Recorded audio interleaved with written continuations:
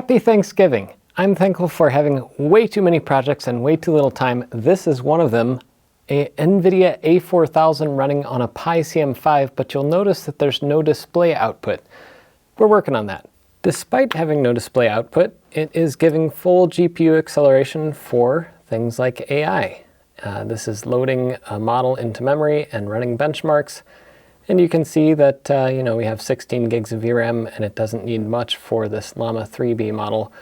But it's running that and doing it at 121 tokens per second. So pretty fast. And that whole setup is using, let's see, around 160 watts of power. That's using this patch for the open GPU kernel modules from Nvidia. And this is from Mario Balanica. If I mispronounced that, I'm sorry about that. But there have been a couple efforts, one from Yang Haku and one from Mario here, that are putting the Raspberry Pi and other ARM systems better compatible with Nvidia drivers, so that you could take a board like the Compute Module 5, a Pi 5, a Pi 500 Plus, or even one of my other non-Pi boards like the Rock 5 Model B back there with the RK3588, and plug in pretty much any Nvidia card, at least the newer ones. This is an A4000 and I'm not getting display output. That might be something with this particular card, or it might be something else. I'm going to be testing a lot after Thanksgiving's over, because here in the US we have everything kind of shuts down for Thanksgiving. But you might notice that there's also this little setup here. There's just lots of things to test. I've been testing this guy out. I never did a video on it, but the GL-iNet Comet, this is the Comet Pro or something like that. I've been using that with this system to test this card, which I've also been benchmarking against the Raspberry Pi. This is a 32 gig AI Pro or AI Pro R9700, something like that. Video on that is coming up too. And once I get this more stable, maybe I'll do a full video on Nvidia graphics cards on the Pi and test a bunch of them. I have too many. I have too many graphics cards. And in addition to all the graphics cards, I have too many. There's Nvidia, for some reason, despite everything, I have more Nvidia stuff going on my benches right now than anything else. This is the GB10, which I've been testing.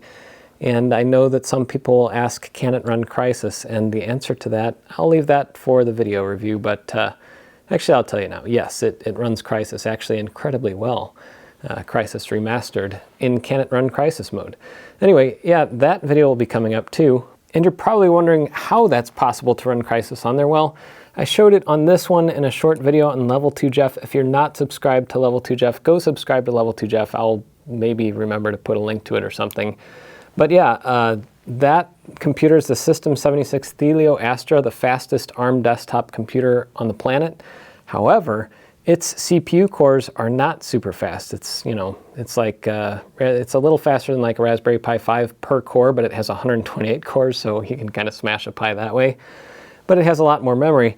These GB10 super chip computers, or whatever they're called, that's marketing stuff, but they do have a pretty competent little SoC in it with a CPU that's equivalent almost to like an M2 or M3 Mac.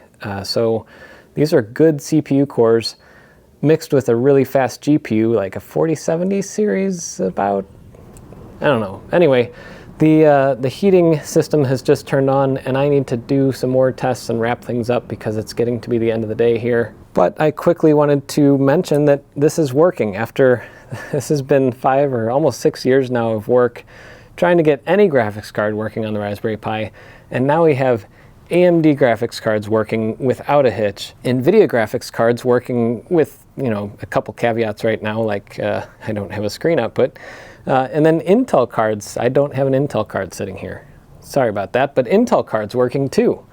And they have a couple glitches, but the Intel driver is, there's work to get those patches put into the Linux kernel. This is just crazy. But I think that one question I have, now that everything is actually getting to be stable and kind of easy, which is weird for me, if I took a card like this and put it on a Pi, would it perform as well as or as efficient as it would in a system like this with an Intel Core Ultra processor? So that's a question that I'm working on answering, and these are fun things. Now that I actually have them working, I can actually do things with them and measure them and say whether or not it's actually a good idea. It's always been a bad idea, but I am one to take a bad idea and see if you can get something good out of it.